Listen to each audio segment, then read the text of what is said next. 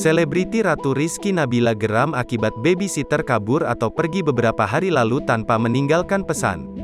Tidak hanya kabur, Ratu Rizky Nabila mengaku dirinya difitnah oleh babysitternya, yang mengadukan hal yang tidak tentangnya kepada perusahaan yang menaungi babysitter tersebut.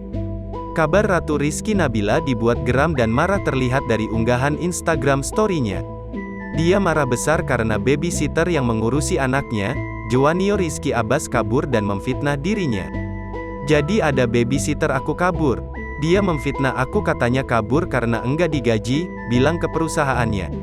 Padahal aku sudah gaji dia, tulis Ratu Rizky Nabila di Instagramnya, dikutip Warta Kota Live, Senin, tanggal 31 Januari tahun 2022. Nah ketahuan lagi aku difitnah sama dia. Semua ada di handphone yang memang ketinggalan di rumah saya, ujar Ratu Rizky Nabila. Ratu Rizky Nabila pun mengcapture semua perbincangan babysitternya dengan beberapa orang. Dalam perbincangannya, mantan istri Alfat Fathir itu dijelek-jeleki oleh babysitter tersebut.